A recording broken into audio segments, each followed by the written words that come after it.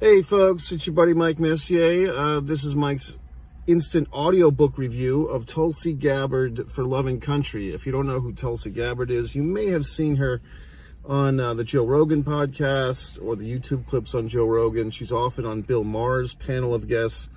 Basically, she's, from a physical aesthetic standpoint, probably the most attractive politician in the United States going these days on the female spectrum. And Tulsi's from Hawaii.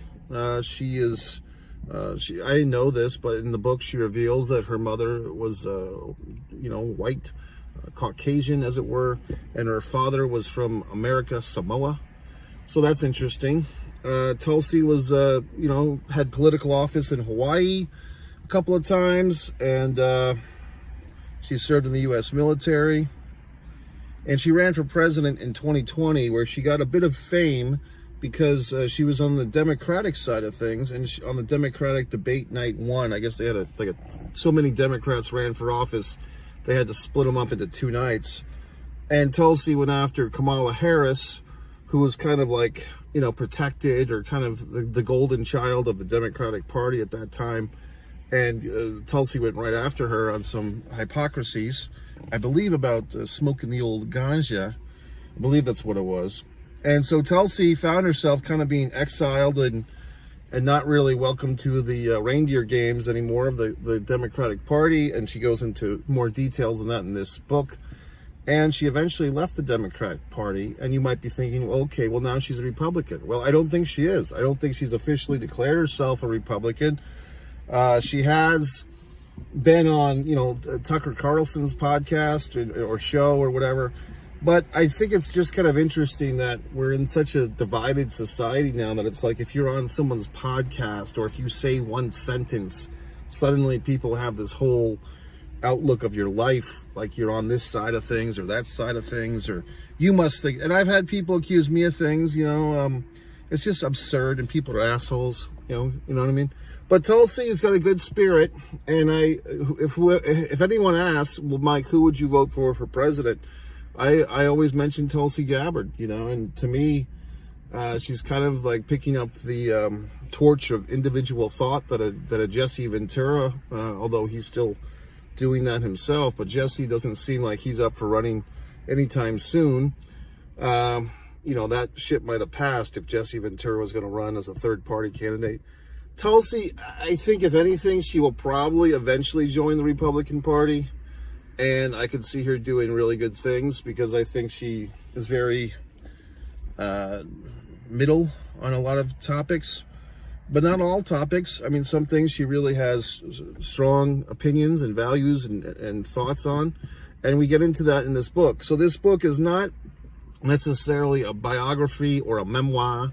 I don't know if there's a biography or memoir that she's already written. This is more of a state of the affairs. This book will probably not age particularly well, just because, 5 years from now, 10 years from now, maybe some of the timely topics discussed in this book won't be such an issue, or they will have been resolved one way or another, or we'll all be dead. But in this book, she gets into some controversial topics, namely the various reasons why she left the Democratic Party. Her feelings of the incorrectness or the illegalities of the Patriot Act, very interesting. Some things about the Democratic Party that I was not aware of. Maybe you were, maybe you weren't. Jumping Joe Biden. Everybody else, it's really like quite a statement, quite a book of secrets revealed, so to speak. Maybe some of these things, aren't secrets, and maybe having this information, if you listen to the audiobook, maybe people can do something about it, maybe they can't. She does get into some of the, her probably, I don't know if it's her most controversial, but she really gets into, before anything, she talks about the threat of nuclear war. She talks about that, and a lot of people, she says, don't want to even think about it. They don't bring it up. She brings it up. She talks about that. I don't know if you remember 4 or 5 years ago, there was like this false alarm in Hawaii. And she says all the Hawaiian words properly, which is kind of fun. Like she says, like the way that she even says Hawaii, I can't even do it. It's like Hawaii, you know, like she pronounces every A and I, Hawaii, and then she's always saying aloha, the spirit of aloha, you know what I mean? Like, it's kind of fun when like someone who can actually speak the proper cultural words says them, because then you feel like a dumb white asshole when you can't. But she says all the words properly. Hawaii, aloha, ukulele, like, you know, she doesn't say ukulele, she says ukulele, you know what I mean? All these things. But then she gets into probably the hot topic item of the day, at least in the social front, the transgender discussion. She gets into it quite a bit and reveals some stats and facts, things that people may not want to hear, but probably should hear. She does reference, there's a Matt Walsh's documentary a few years ago that I watched. That'll change your perspective, I think, on that topic. It's a timely topic, and obviously, you know, people have their freedoms, as well they should. I think where a lot of people get upset is underage people maybe being influenced, you know, empowered to make permanent choices for temporary problems, perhaps. But Tulsi gets into that knee deep.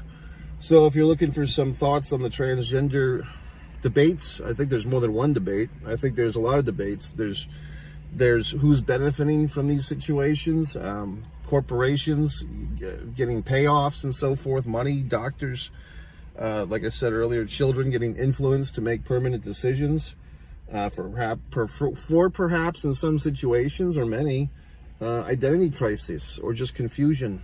So who knows? But anyway, Tulsi really gets into it. She's not afraid to make statements that might upset some people, might get some hashtags, but she's, you know, she's a gamer. And I've told people this and they don't listen, but when people, if they do ask, well, who would you like to vote for President, Mike? I always say these days, Tulsi Gabbard. You know, she was in the Democratic Party. She left the Democratic Party. This book really explains why she left the party. She saw a lot of hypocrisies in her statements, a lot of illegalities, especially about the Patriot Act and other things, and she really gets into it. So, I mean, is it kind of a preaching to the choir thing? It might be. Like I said, a lot of times I mention Tulsi Gabbard, even my associates or colleagues, or dare I say friends, who think they know politics. If I mention Tulsi, they don't know who the hell I'm talking about.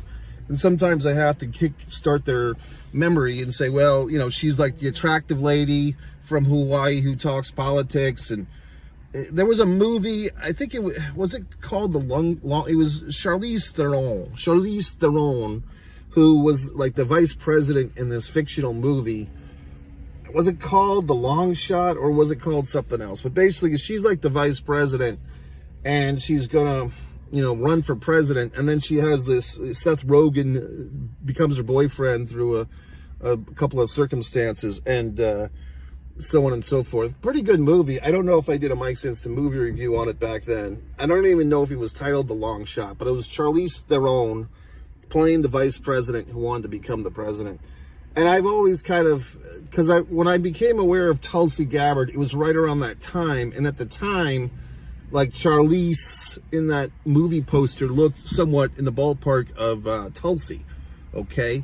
So I've always kind of put those things together in my little memory.